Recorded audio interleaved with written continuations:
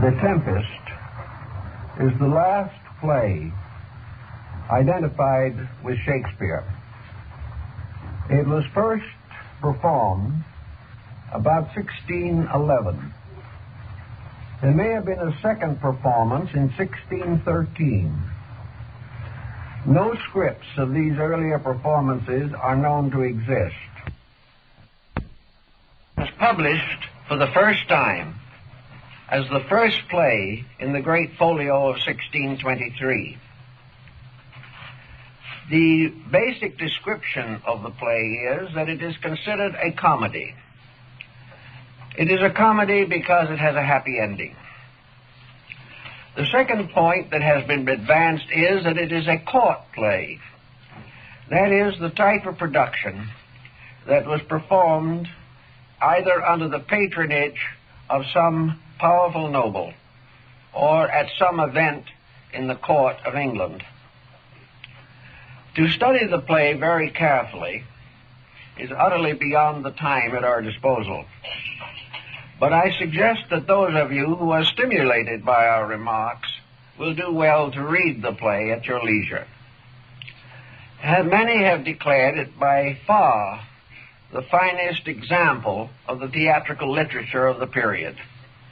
Unlike most of the plays that came along in the Elizabethan era, it is not based upon other written material. It is not derived from the French or the Italian or the English. It is a play contrived entirely within the fabric of itself. Part of the play is in the form of a prologue. This is not seen on the stage, but is referred to and filled in by dialogue as the story unfolds. The simple story of the Tempest is that Prospero, the Duke of Milan, was a very scholarly and thoughtful man who gave his life up largely to pursuit of learning and to the advancement of his own inner life. His brother Antonio, therefore, gains large authority, and to him is assigned most of the responsibilities and duties of state. Antonio was highly ambitious, and he contrived to take over the dukedom. He did this by eliminating the duke, the rightful duke, and his infant daughter.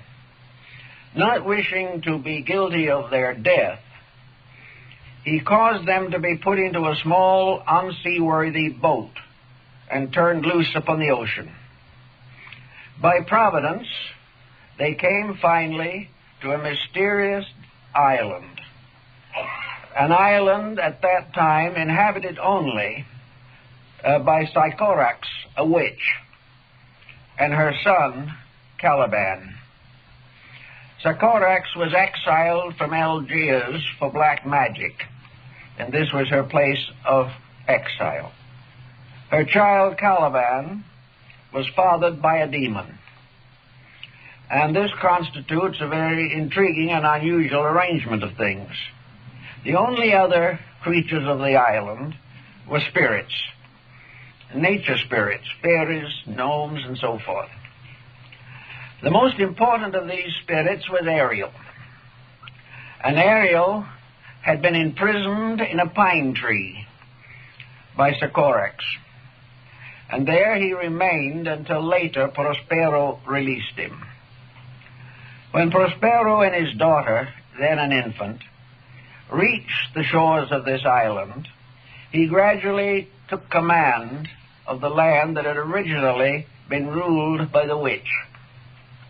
As a result of this, of course, he came into conflict with Caliban and had considerable trouble subduing him.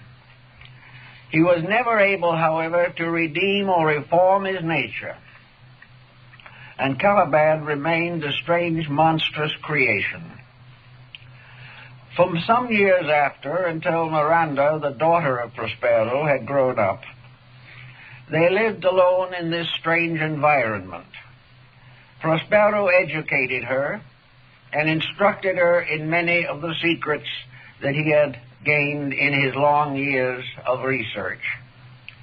At the time of his departure from Milan, Prospero had a very wise and wonderful counselor, an ancient man called Gonzalo. This wise counselor, when he found that Prospero was to be put into this ship, this little boat, and cast into the sea, arranged to hide in the boat a large number of the precious volumes from the ducal library. These books were so important to Prospero that he said they were worth much more than his dukedom. Studying these books, educating his daughter, and wielding authority over Caliban, Prospero remained for a long time on the mysterious Enchanted Isle. In the meantime, other interesting things were happening. It seems that the Duke of Naples, a more or less nondescript character in the story, but amiable, named Alonso, was returning from Tunis, where he had married his daughter to the king of Tunis. For some reason, much is made of this circumstance in the story, although it is not visually presented. It is used apparently to tie the story of the Tempest to the Aeneid of Virgil. In the Aeneid of Virgil, Aeneas, the hero, stops at Carthage, and Carthage is now Tunis. And there he was closely associated with Queen Dido, whose affections he did not reciprocate. And when he left, she committed suicide.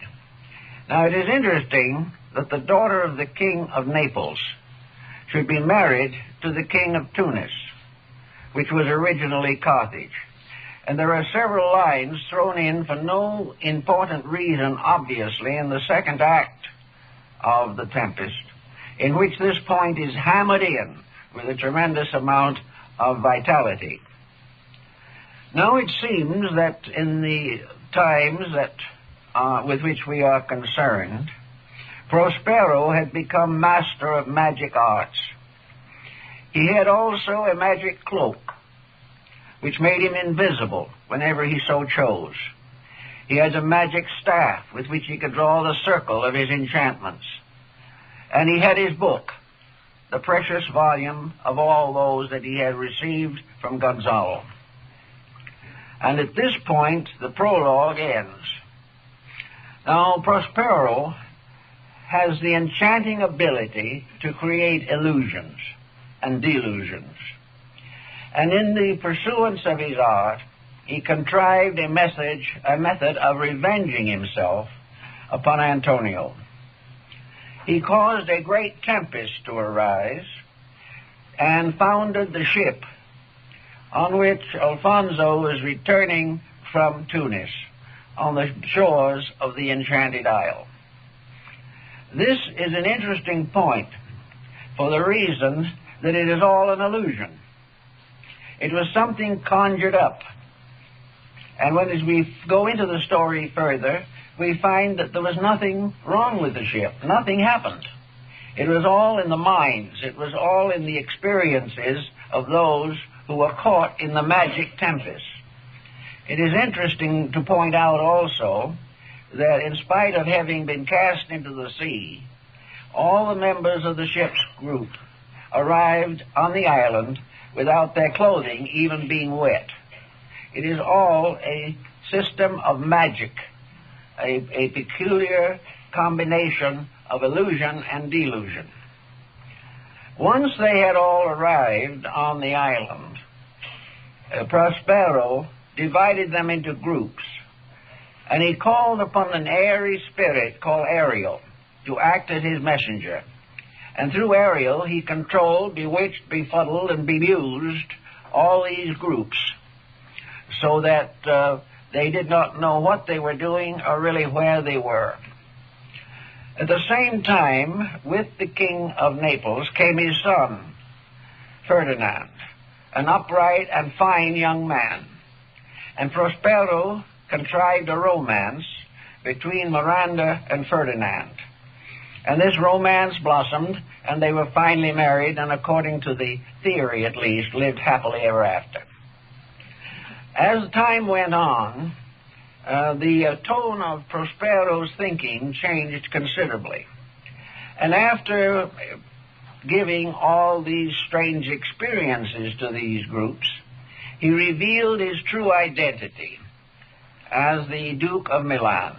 He forgave all of his enemies, and together they returned on the ship to which nothing had really happened, and the two dukes returned to their dukedoms, and all the other members of the cast faded from sight.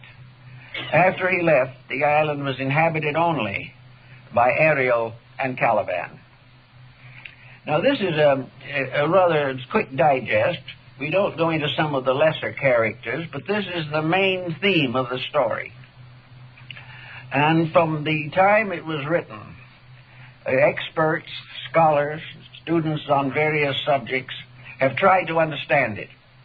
Nearly everyone who has approached it realizes that it has more than one meaning, that it represents some type of an enigma, an emblemata, a strange and mysterious piece of literature. Those who like to assume that Shakespeare wrote it are mostly inclined to admit that other pens were in there somewhere. This is understandable if there were 10 years between the last presentation of the play and its appearance in the folio. Where was it during that time? We know that from the quartos of the Shakespeare plays, these quartos show revisions all the way through. And the original quartos are not like the text that appears in the first folio edition. Was this play also tampered with? Were things introduced into it that were not originally in the court play itself? Now, as we approach the subject, we realize that there are two immediate interpretations possible. The first is that the entire play deals with the theater. The fact that many of these plays involve the theater and make certain philosophical opinions about theater causes the scholar to give a moment's pause. For instance, the lines, "The world's a stage, and men and women only actors on it. They have their exits and their entrances, and each one in his day plays many parts." Now, this is theater, but it is something more than that. It implies the theater of the world. In Hamlet, we find the Prince of Denmark remarking, "The play's the thing with which I'll catch the conscience of the king." Play acting within play is not uncommon to the literature and theater of that period. Now, if we wish to assume that it is a play, and a play only, then nearly everything in it is explainable in terms of a kind of natural magic, which is called stagecraft. Of course, it is obvious that in the first scene, where the ship carrying Antonio and the other members from the coast of Tunis, it is obvious that if this is on the stage, no ship sank. No one was thrown into the water.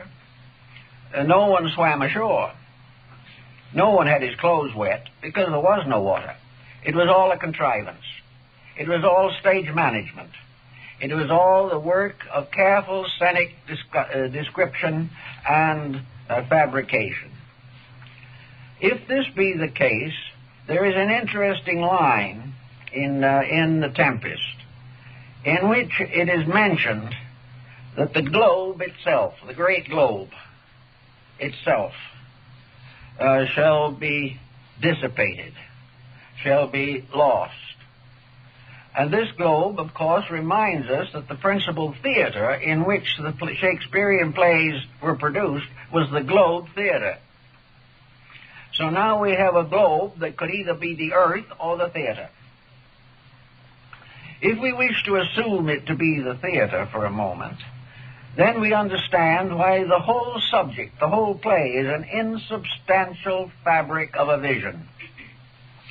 That it represents a dramatization in which various characteristics of human nature are carefully discussed, unfolded, and given their proper emblematic place in a very unusual plot setting. This also brings us to the next situation that we have to consider. Presuming that it is not merely a play tied to theater, then there might be other possibilities. We know that originally theater was sacred, that it was part of the great cult of Dionysus, and that within the fabric of the theater were produced the initiational rituals of these particular rites. We know also that all this pageantry was keyed to meaning, that every figure in the story had some part in the great story of human unfoldment, that it was not simply a fictional thing, but a kind of mandala suitable to meditation. And this is certainly true of the Tempest. Now, the next possible interpretation must cause us to pause for a moment and orient the play in time and place. These are very important factors, for every thing that descends to us from antiquity is in some way bounded by time and place. Here we have, for example, the problem of what was the tempest that might possibly have brought this whole picture into focus. Several have decided that the most likely answer to this is that the tempest was the Protestant Reformation. Now, this was a tempest that swept Europe. It originated with the development and release brought about in religion by Martin Luther.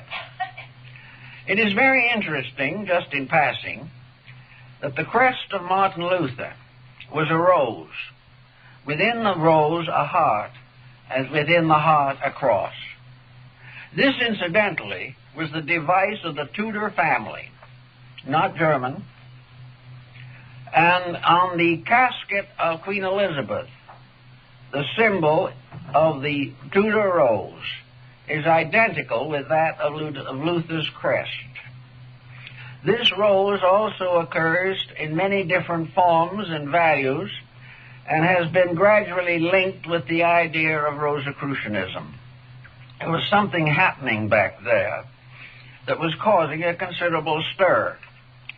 Now, the Protestant Reformation was really the dividing line between medievalism and the modern world. By means of this Reformation, the power of the clergy and of the nobility was sharply curtailed.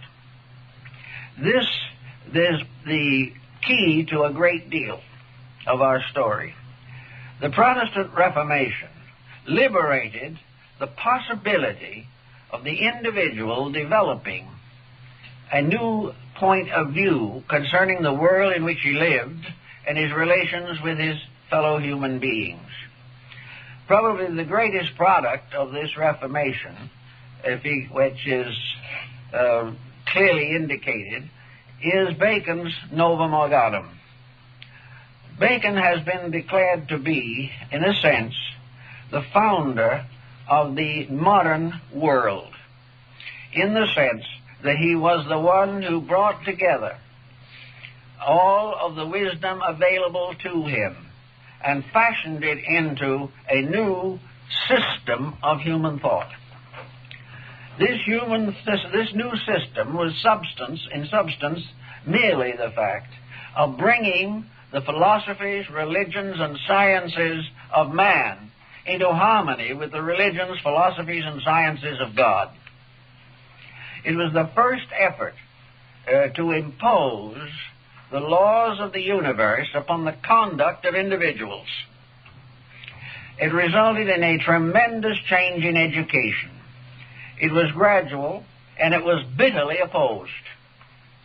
Every leader in this particular field was under very heavy persecution. Entrenched attitudes, the power of the clergy, the dictatorial authority of the kings, these were all threatened, and naturally they retaliated in kind. They turned England into a battlefield, not of physical warfare primarily, although revolution did follow, but a battlefield of ideas, of prejudices, of superstitions, of attitudes, of convictions. This, while it did not appear very powerfully in the works on traditional history, was known definitely to have occurred. Now, in this particular situation, therefore, the playwrights came under evil times. When Puritanism took over in England, after the execution of Charles I, all theaters were closed. Actors were forbidden to perform and were persecuted as individuals.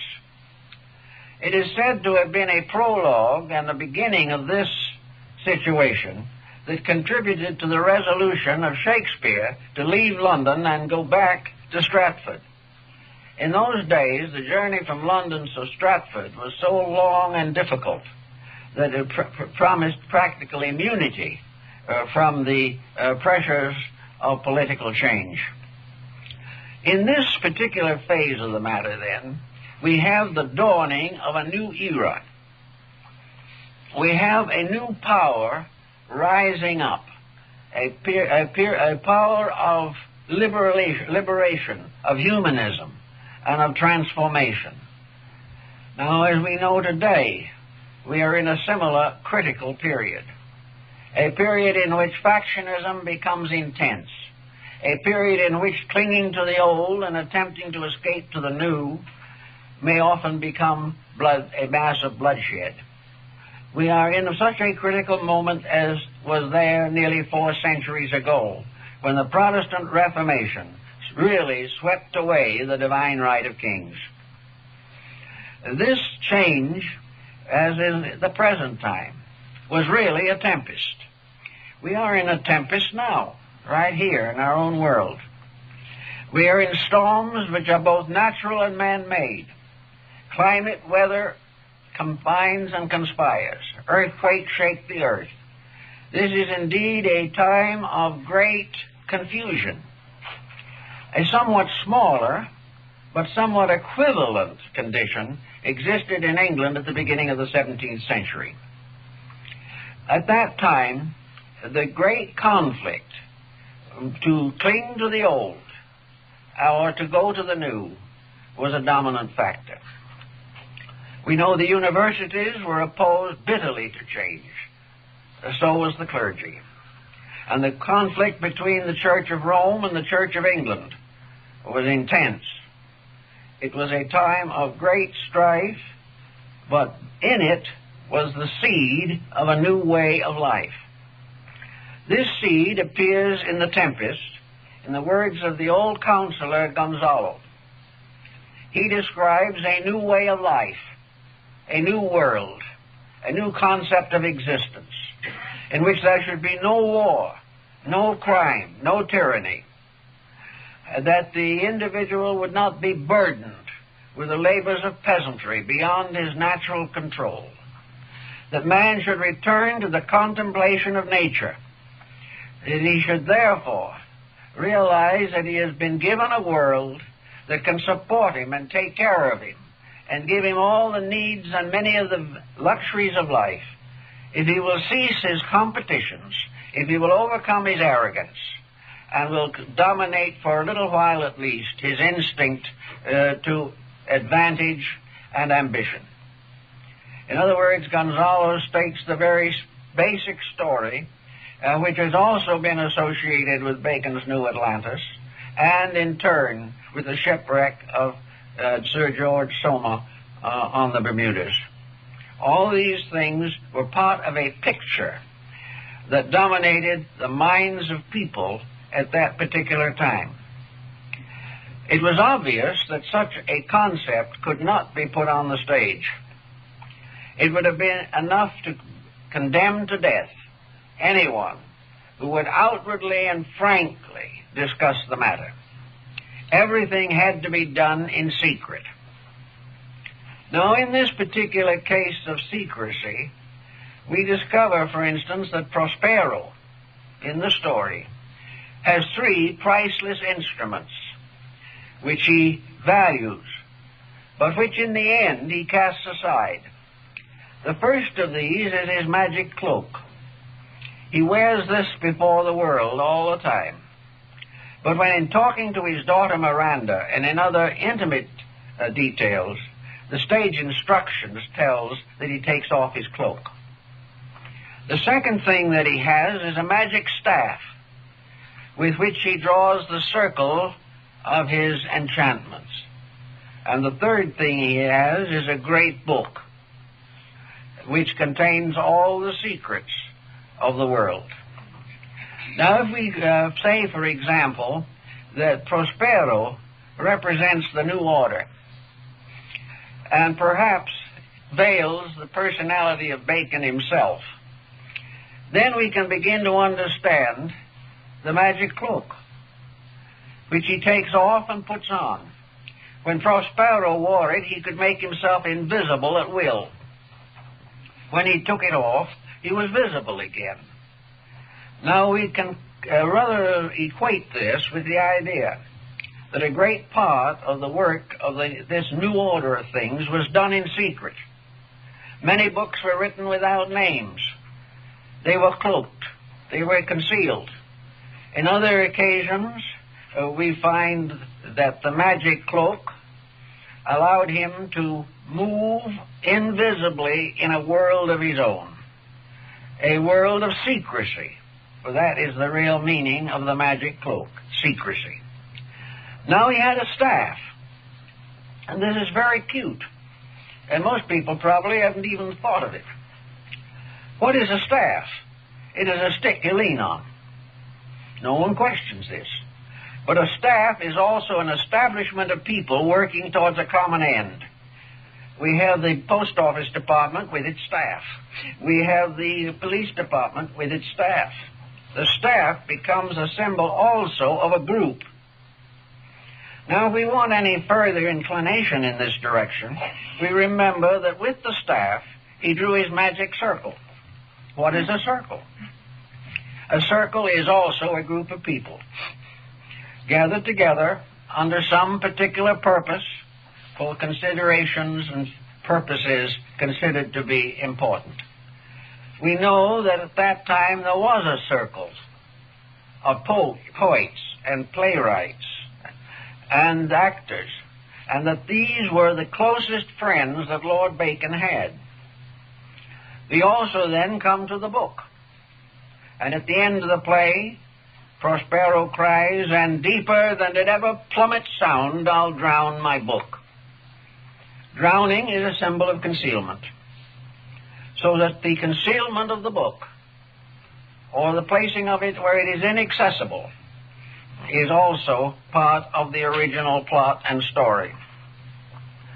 Actually now, then, we have to consider a little bit the political system and the situation it involved. The Baconian theory of philosophy and science is based upon experimentation, observation, and tradition. Bacon's outward texts emphasize all of these points.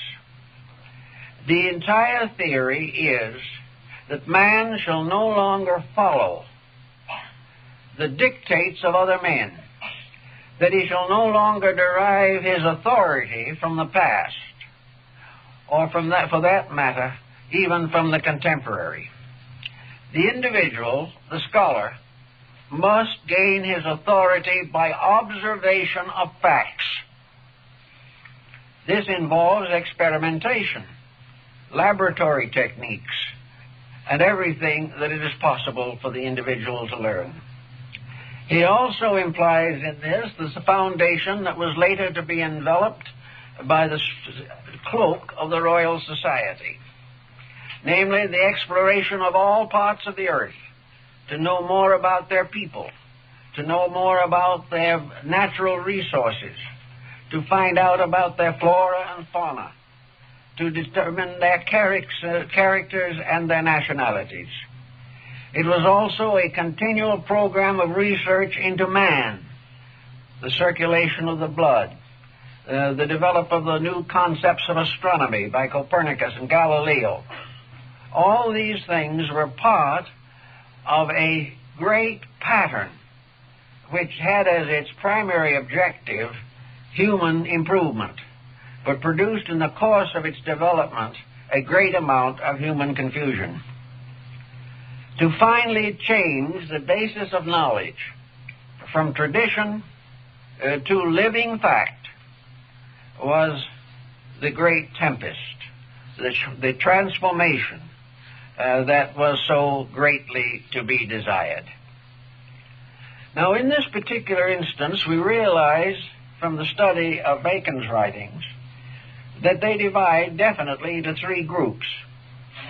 The first group, composed of the Novum Organum and other elements and sections of the advancement of science, were limited largely to the outlining of an infallible pattern for the advancement of knowledge. This is so clearly set forth that it is amazing even to our present day. The second part of his teaching was essentially philosophical.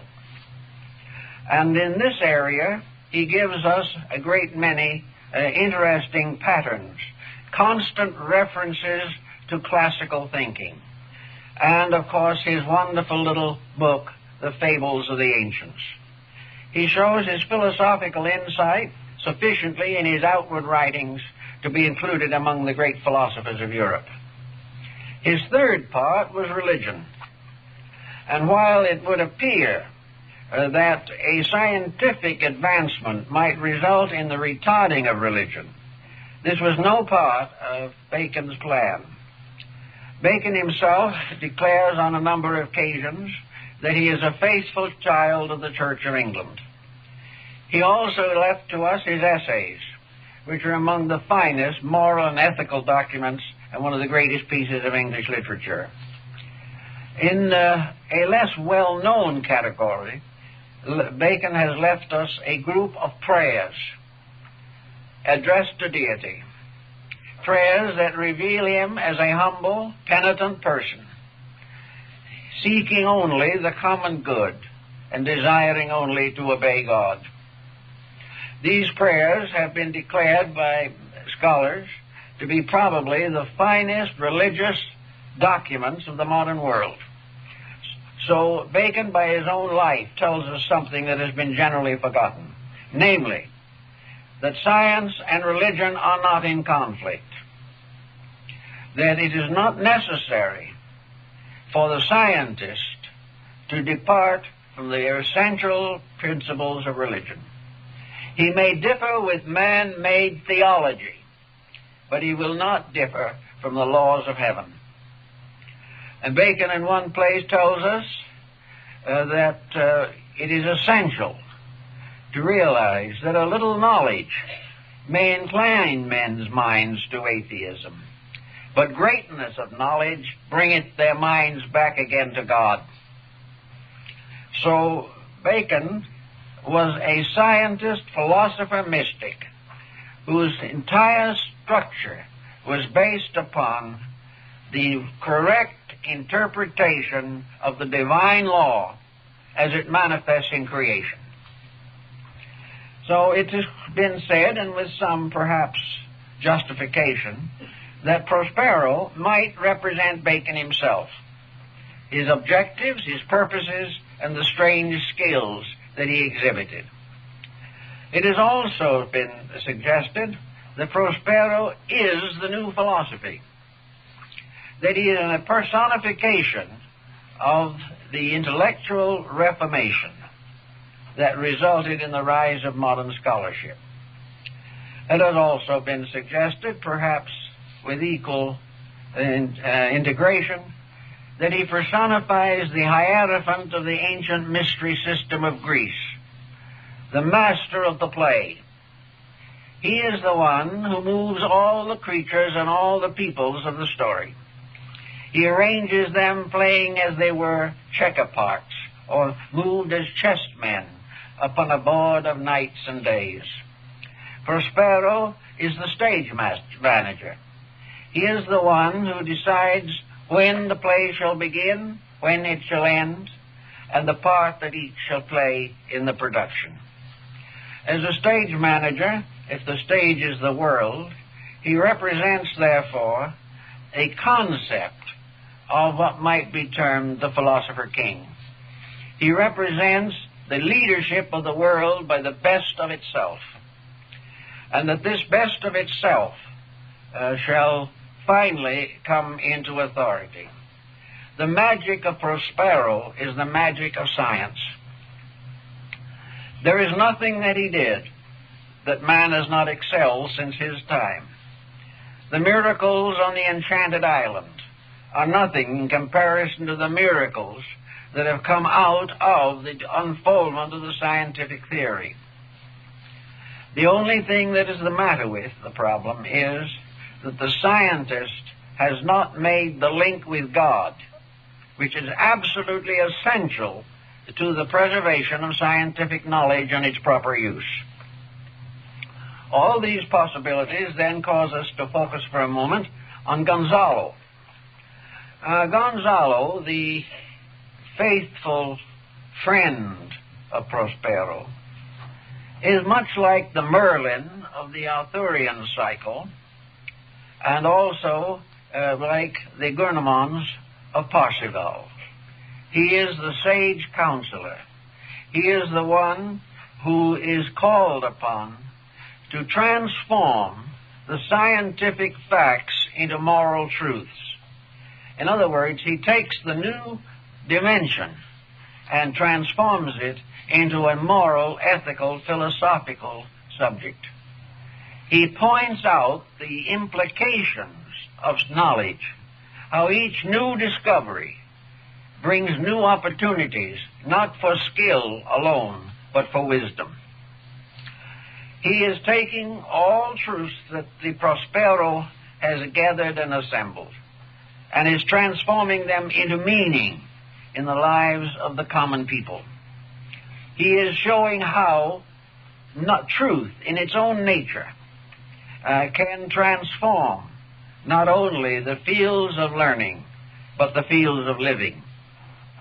So Gonzalo, who is called frequently the wise sage and counselor, is inevitably the principle of wisdom.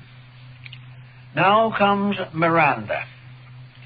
Miranda is a very beautiful, a very loving, very pure young woman who has known no one but her father and Caliban and some of these nature spirits. She has been taught by him and instructed by him and is his confidant. And whenever he addresses her, he takes off his cloak.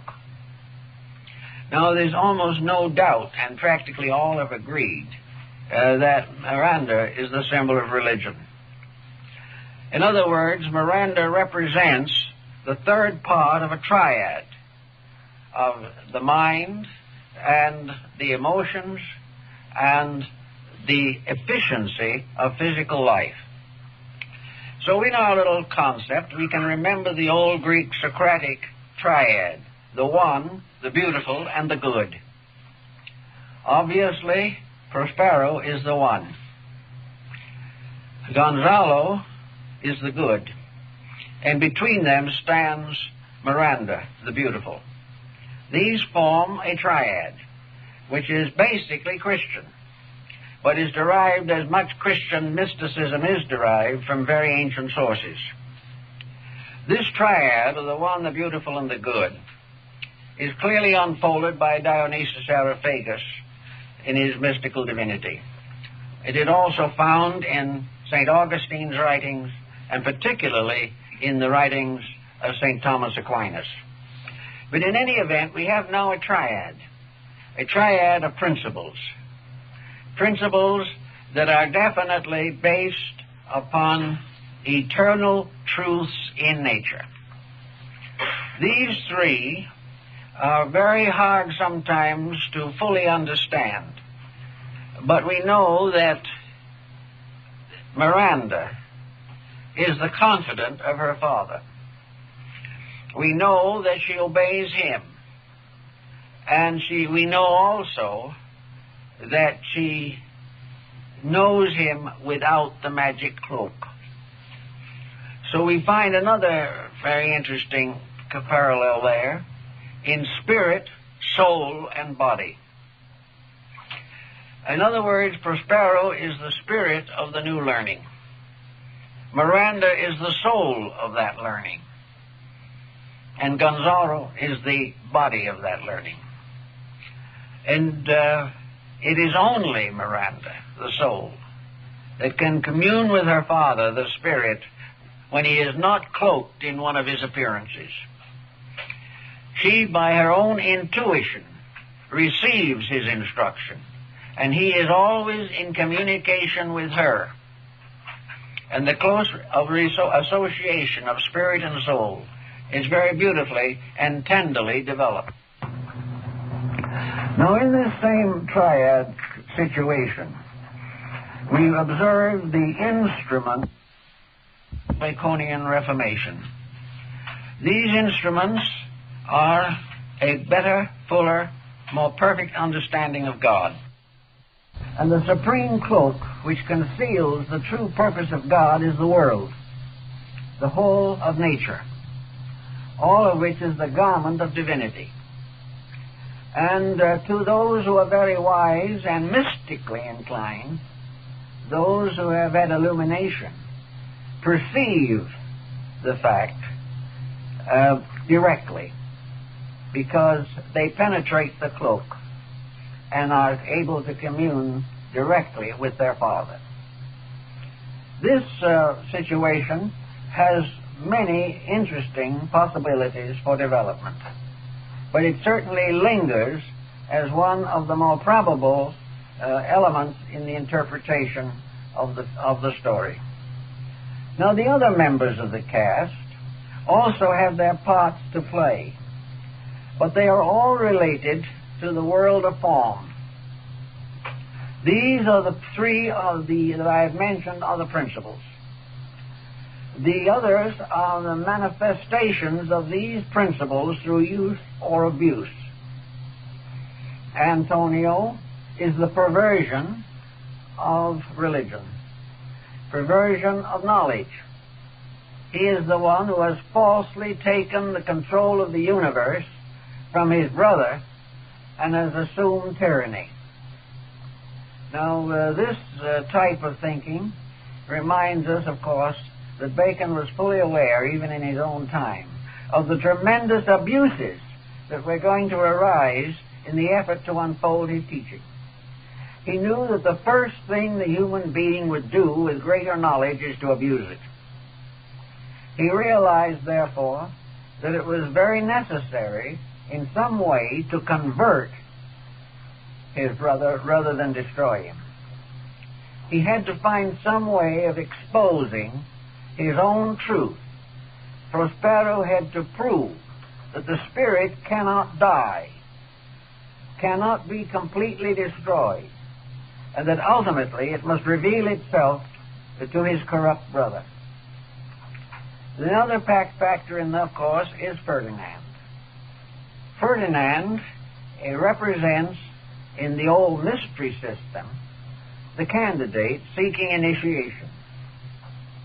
In other words, Ferdinand is by nature an honorable person. He was the first to leap into the sea from the ship in the delusion, which indicates that he was courageous. He was resolved to swim across the interval and finally reach the truth. Ferdinand, naturally, and undoubtedly with the contrivance of the stagecraft, actually becomes enamored of Miranda, who represents his own soul. Miranda is the blessed demoiselle of Rossetti and is the wonderful, mysterious Beatrice of Dante. She represents to Ferdinand the principle of love, the principle that love must be part of the great triad. For the problem of virtue lies in wisdom, love, and integrity. These principles bring them together, and Ferdinand becomes inevitably the bridegroom in this apocalyptic fantasy. Most of the other characters have been introduced primarily for the purposes of a court mask. The sailors with their robust humor and the other individuals involved have very little real significance in the play. They are used most often to tell some part of the production that is not shown. Caliban, however, does come in with considerable force. He is described as a monster, and when Prospero tries to teach him to speak, Caliban says all he has learned is to swear better. He is able to curse more grammatically. Now, Caliban obviously represents in the field of knowledge not only natural ignorance, but a kind of depravity. Caliban is materialism. He represents the power that is constantly attempting to justify its own angers, hates, fears, and appetites at the expense of the new way of life, the new order of learning. Caliban is the inevitable result of the increase of skill without the increase of integrity. Actually, Caliban attempts to assassinate Prospero. He attempts to destroy wisdom, because wisdom is an appetite he does not know how to satisfy. He wants to destroy the thing that interferes with his right to be wrong. He wants to use all of the skills that have been part of Prospero's magic simply to advance his own animalistic tendencies. Materialism, therefore, declares war against integrity, against the new order of learning. Materialism takes the wand and the magic coat to cover its own nefarious actions. Materialism wants knowledge only for one thing, and that is personal gratification, and that is the Caliban's keynote. He is not interested in the improvement of anything except his own fortunes, and he hasn't the intelligence to do anything with his own fortunes. He is simply a blind, bestial dedication to gratification. In this instance also, we have a little thought for Ariel. Now, Ariel is one of the interesting characters that appear in certain of the Shakespearean plays. Puck in the Midsummer Night's Dream is another. Ariel is a spirit. His name suggests air. But there is more to him than merely atmosphere. Actually, Ariel represents power. He is the force, the energy, the life, the vitality in things. He is the one power upon which all science, all philosophy, and all religion depend.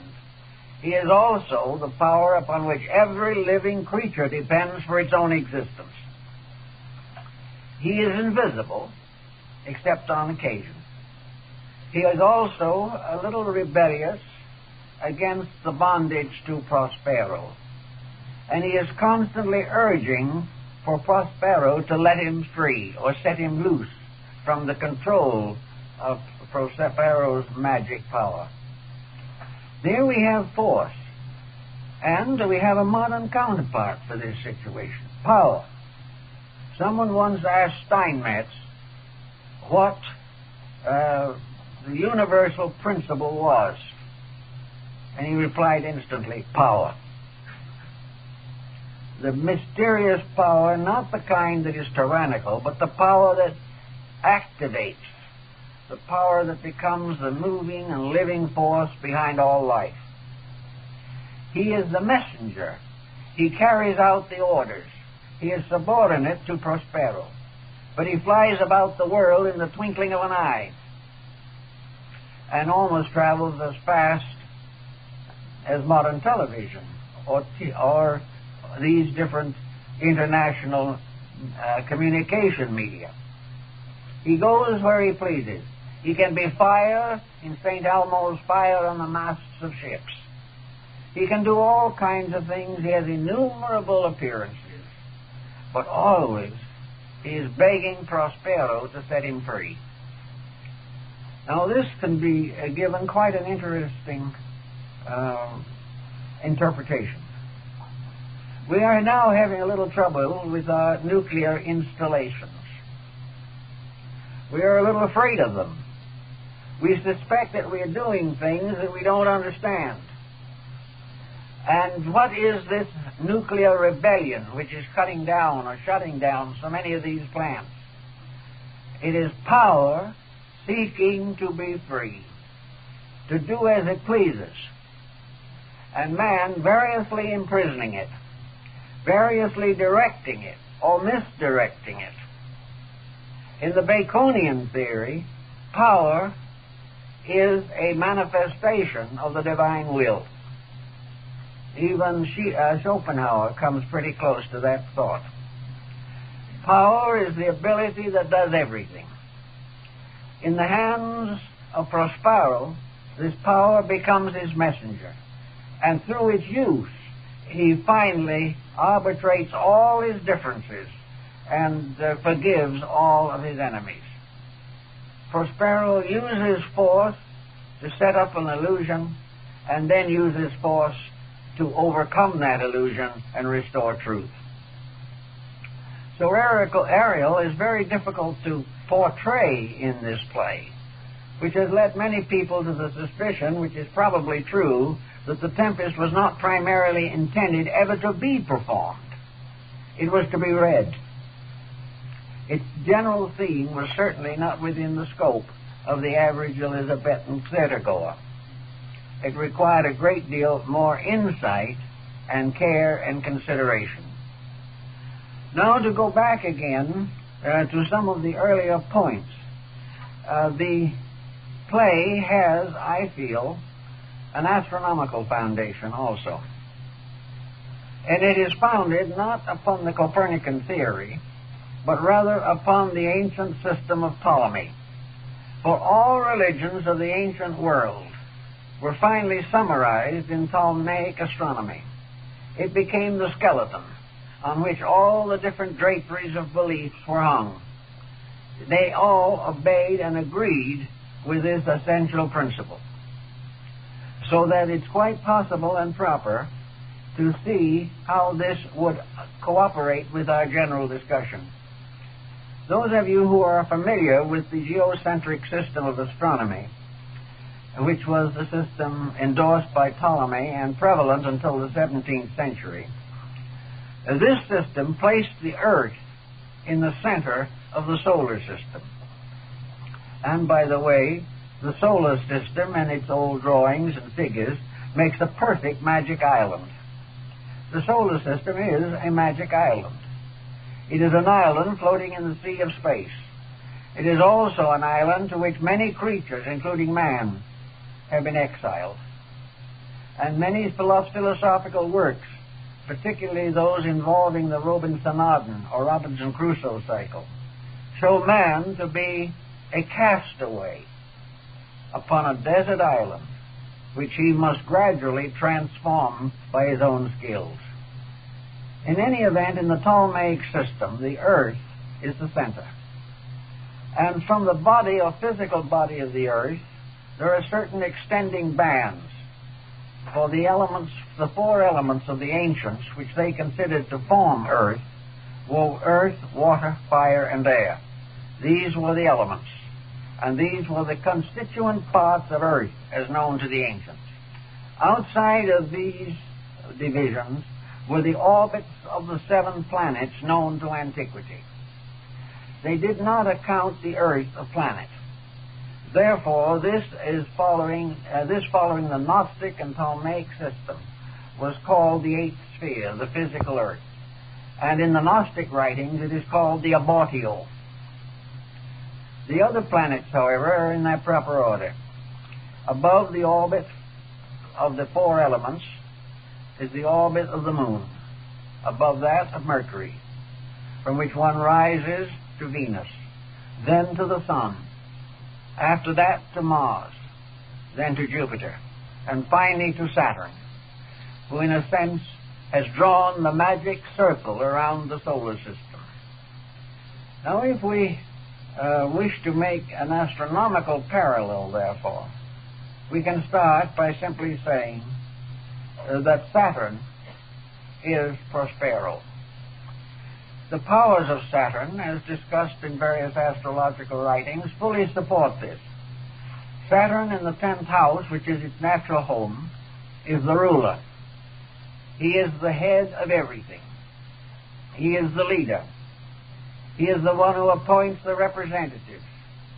And unless perverted or by some bad combination, he rules righteously and contains within himself the principles of all the other planets. Below him is Jupiter, the most philosophical of the planets in astrology. This is Gonzalo, who is involved in learning. Jupiter rules higher education, all these things. He is involved in learning. He is involved in interpretation. He is involved in revelation, unfoldment, and reformation of learning. The third one is Mars, who undoubtedly represents Antonio, because Antonio and Mars are both symbols of violence, of aggressiveness. A good Mars is one of courage. A bad one is one of treasons, stratagems, and spoils. A deceiver, a destroyer of good. The next is the Sun in this order, and he is Ferdinand, because Ferdinand in the ancient mysteries was always the candidate the Sun, and the journey through the mysteries was always patterned by the journey of the Sun through the zodiac. Therefore, the candidate played the Sun.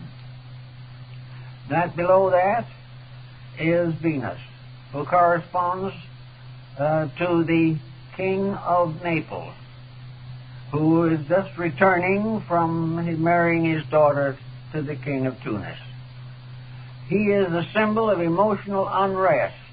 He is constantly involved in the use of emotions to advance his own temporal power by forming allegiances. Alfonso, then, is emotional disturbance, and also, to most people, a symbol of the perversion of emotion for self-gratification.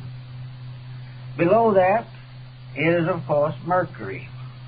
And what could Mercury be better than Ariel? Mercury was the messenger of the gods. He was Prospero's messenger. He was the communicator that bound heaven and earth. He was the brilliance of the quick mind, but he was also the mysterious power of vitality. Therefore, Mercury was a kind of universal agent, perhaps the same agent that Paracelsus called Azoth. That which a man can possess it will make him able to go everywhere, be everything, and do everything within the boundaries of his philosophical understanding. The moon, of course, is Miranda. And here we have another very interesting symbolism. For the moon is the mother of the mysteries. She is the great Isis, whose veil no man can lift. She is the Mater Deorum, the mother of gods. And in the Greek, she is Rhea. In Christianity, she is the Madonna. Therefore, she properly represents the moon. Now, there's an interesting point in this that perhaps many people haven't noticed, and that is that we have a touch of alchemy thrown in on us at this point, as a means of establishing something that might otherwise be difficult to understand. For in alchemy, the great work is accomplished by the marriage of the sun and moon. So the happy marriage of Ferdinand and Miranda represents the philosophic union. It represents that union within consciousness itself, by which all living things will dwell together in happiness forever. The Chinese have exactly the same thought in their cinnabar alchemy, for they also refer to the medicine of the sun and moon. The union of the sun and moon is the final reconciliation. And as soon as Prospero has achieved his end in the romance between his daughter and Ferdinand, he begins to undo his magic, because it becomes no longer necessary. We have all these elements, and of course in this pattern, the eighth sphere left out, the abortio, is Caliban, the symbol of the lower material side of life. The Arabs had an ancient belief that all the evil in the world finally was filtered out of our atmosphere and made into the body of a dark star which circles around the orbit of the earth. Efforts have been made to distinguish this. Some astrologers have tried to identify it with Lilith, the demon wife of Adam. But in any respect, it is the symbol of Caliban as the unregenerate, the unredeemed, but to be redeemed in the due course of time. The body cannot redeem itself. It has to be redeemed by the powers within it. And when these powers do not concentrate upon that effort, Caliban remains a monster. There is a further clue to this in the fact that the material earth is supposed to be surrounded or composed of four elements: earth, water, fire, and air. Each of these has an astrological symbol. Each of these has an emblematic symbol associated with it. And the body of Caliban is a composite made up of these symbols. He represents all the four elements in their monstrous compound, which we call the world. Now, as we think a little deeper into this thing, we come against something else that's rather confusing but intriguing, and that is the Hermetic axiom. That which is above is like unto that which is below, and that which is below is like unto that which is above. This is said to have been inscribed on the emerald tablet found by Alexander the Great in the tomb of Alexander, in the tomb of Hermes. In this particular case, the law of analogy intrigues us to wonder what the relation may be between the world form, the world pattern, the world intrigue, and man himself as a person. There is no doubt in the world that Bacon's primary consideration in all of his works was the improvement of man, the regeneration of the human being by providing him with facts, with realities so inevitable that he could not refute them. Man's regeneration depends upon his return to the divine plan by which he was fashioned. He must obey that which was created to command. He must be part of a plan in which principles are immutable, and the individual can never be free except by obeying. So we come now to man himself and his composite constitution, and this seems likewise to have a place in the story of the Tempest. Most of those who are interested in esoteric matters at all are aware of the multiple bodies of man. They are aware of the auric field in which abide the principles of life, and also the seeds of the various lower vehicles which involve the lower mind, the emotions, the vitality, and the form. Here we have, therefore, a triad of principles manifesting through a quadrant of bodies or vehicles. This is very much in line, for here we find Prospero, the spirit. The spirit, the highest part of man's constitution, by which it is one with and indivisible from the universal spirit. And for all practical purposes, the spirit in man is an aspect of the universal life principle. God in man is the fragment, so to say, of the God in space. This relationship gives finally to the spirit ultimate authority. But the spirit is cloaked in bodies, and therefore its direct influence upon man's conscious personality is impaired. The average individual would hardly like to promise or swear that he had a spirit. He does not know what it is. He does not know how to give allegiance to it, because he cannot hear its voice directly, nor can he see it. Therefore, to man, the spirit is a mystery. It is a mystery inscribed and encircled within an enigma. Actually, however, the center section, or the second person of the Trinity in man, called in the Orient the Buddhic sheath, is partly available. For in the Greek system, the soul, or the second person, the Savior principle, the Redeemer, is located symbolically in the human heart. The spirit is mysteriously hidden within the deepest fastnesses of the brain, but also in the absolute circumference of the magnetic field. The God within is also the boundary of man's auric structure.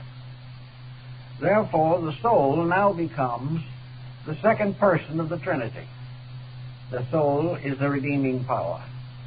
The soul is the only begotten of the Father. Miranda was Prospero's only child. And the Spirit instructs the soul in dreams, in visions, in mystical experiences, in strange magic rites which we do not understand and are apt to profane. But the soul becomes the communicating power. It is the middle distance between eternity and time. It is that which by its own nature is able to speak or know its Father when he has removed his cloak. When all appearances, all circumstances, all incidents have been removed, the soul communes with its own source. The third of the great principles, the Manas of India, is the mind. And the mind now is Gonzalo. Now the mind, as we study it, like all of the other bodies of which it is the highest, is stratified. There are many levels of the mind. The most common division is the division between abstract and concrete mind. Abstract mind is best perhaps represented by Gonzalo, because he represents thought in principles. Whereas the concrete mind, which is only able to see the outer semblances of things, is more or less captured in the various persons that become incidental to the story, because all its labors are incidental. In the level and substance of the mind itself, in the higher realms of intellect, is the seat of what we term the self, which some call the ego. Others like to think of it as the I in us. This corresponds with individuality, and is Ferdinand, who has the power to understand, has the power to gradually unfold its own resources. In other words, Ferdinand is the personality seeking to be re-identified with its own source. Below this we also have the various levels of emotion. We have the struggle of the abstract and concrete appetites. We have this strange problem that is so well set forth in the dialogues involving Alfonso, the King of Naples. Confusion, the effort to apply emotions to the advantage of some purpose. Anger, disillusionment, conspiracy, not on the mental plane alone, but the urge to these things as emotional factors in life. Therefore, we find that man's emotional nature is torn between good and evil, between truth and error. And by emotions, he drifts towards the gratification of lower appetites or ascends to the realization of higher destiny. Below the emotional nature, of course, is the energy body, called the etheric double by some, vital body by others, the akashic field by still others. Here we have definitely the symbolism of Ariel. Ariel can be transformed immediately into the human nervous system, just as Alfonso can be the veins, and each of the levels has its own proper representative. This Ariel now is the life with which we move and have our being. If anything impairs that life, we have paralysis. If it is too greatly impaired and the life supply is cut off, we have death. But life itself does not die. It continues to exist in space forever. But the vital body of man is the link between the two higher bodies and the physical form. If this link is disturbed, then sickness of various kinds steps in. And it was one of the Paracelsian axioms that most diseases originate not in the body, but are transferred to it by abnormalcies in the magnetic field. But Ariel, bright as he is, also vitalizes the other bodies. He vitalizes the emotions. He vitalizes the mind. But he only serves Prospero.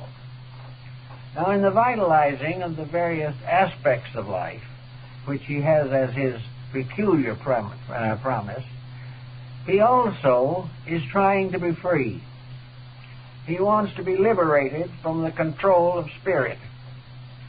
This is an appearance rather than a fact, because he is actually the energy of spirit itself. Prospero tells him that in due time he will be free. Now, the free use of energy is its proper use. It is its use as a building power, a constant reminder to us all that the energy by which we do anything is the divine energy, that it is given to us for a purpose, for a dedication. We cannot lift our hand without it. But what happens when we lift our hand against our brother? This is disruption of energy. This is abuse of it. And from this abuse, numerous and innumerable tragedies result. Therefore, Prospero continually promises Ariel his ultimate freedom, but does not bestow it immediately. Because man cannot have the full control of vitality until he knows how to use it. In technical thinking, the complete control of this vital principle could end in physical immortality. Because if the flow of energy is not intercepted, or in some way blocked, organs continue to function, the mind continues to dream, and all things continue to go in the direction which they are intended to go. actually is a vital principle also. Ariel has another facet to his nature, and that is that he is the power of imagination. Imagination in some way by the ancients was linked with the nervous system, which is probably proper. But it's a combination of emotion, of thought, and of vitality. And these being combined in Ariel, we see how they can work out. Actually, as Bacon himself tells us, the whole of creation is a dream. The great problem is that man must learn to dream true. He must learn to recognize that dreams have a strange substance in them, and that perhaps the most important of all dreams is the dream of a better world to come, where imagination projects us into the future.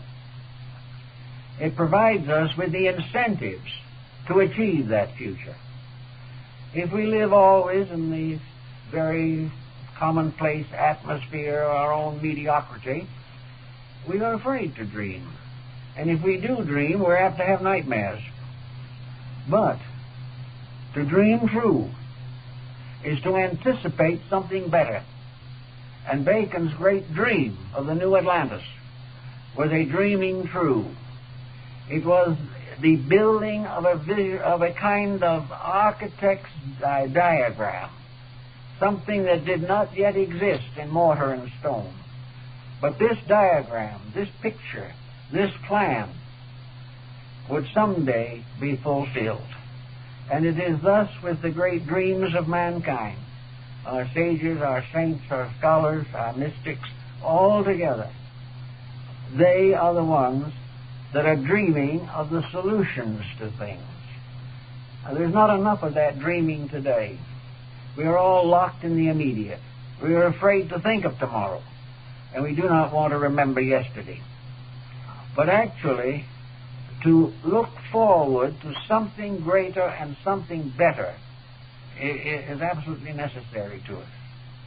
Bacon could imagine what was going to come, but he could only lay the foundations. And each of us, each nation, each individual, each generation has to build a solid foundation under its dreams, its visions, its hopes, its dedications.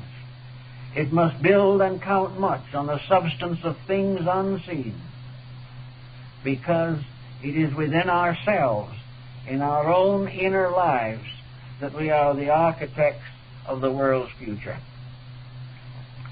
So if you put all these things together and make a kind of a picture out of them, I think you can read The Tempest and get a good deal more out of it, because whoever wrote it was very, very wise and had a skillful knowledge not only of the times in which he lived, but of the future.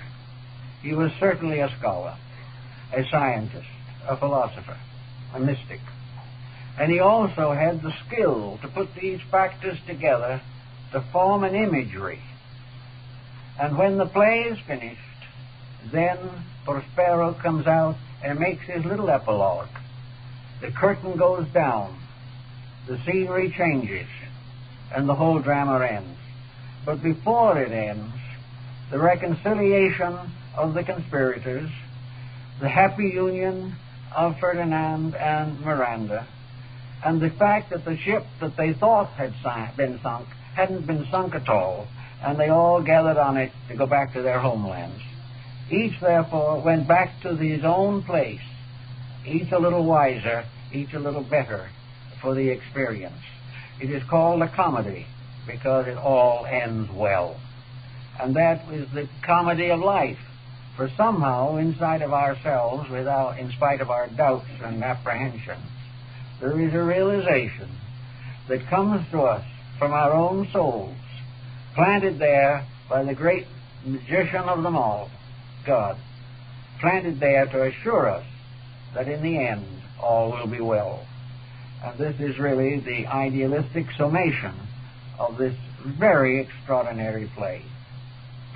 Well, I have a couple of announcements I'd like to make at this time before we all go our ways. First of all, I'd like to tell you that our friends, Dr. Bode and his wife, Hilma, are making a little visit here. Take a bow.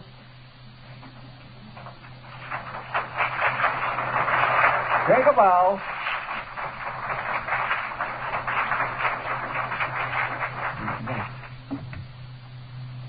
Also, we have some more news. It's a little interesting. Maybe you've noticed it over there. The movement of the various elements in the Tempest have resulted in a piano. This is a very fine Steinway piano, and I am very much intrigued about it because for a long time I've wanted our programs to be stronger in creative arts. Because art history, like the story of the play, is the instrument and vehicle for the perpetuation of some of the noblest truths of life, which cannot be actually put into words. So this piano we're very happy about, and you may like to know that at the time of Dr. Drake's death, a number of friends set up a memorial fund for him, and we have purchased this piano as a memorial to Dr. Drake, and it will have a proper inscription upon it and be our testimony to our remembrance of our late Vice President. So we hope that you will all appreciate this particular point. Incidentally, we now have an upright piano that isn't absolutely necessary, and perhaps someone would like to, do something about that, might like to have it, and might like to make a donation for our work. In any event, we're very happy to have you all with us, and we'll see you soon again, and we hope you will join us in future here in our little Magic Isle. Thank you very much.